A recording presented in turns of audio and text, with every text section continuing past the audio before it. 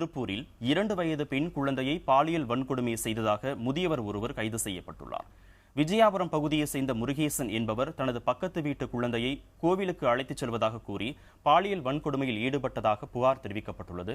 அரசு மருத்துவமனையில் சிகிச்சை பெற்று வரும் அந்த குழந்தையின் பெற்றோர் அளித்த புகாரின் அடிப்படையில் மகளிர் காவல்துறையினர் கைது நடவடிக்கையை மேற்கொண்டனர்.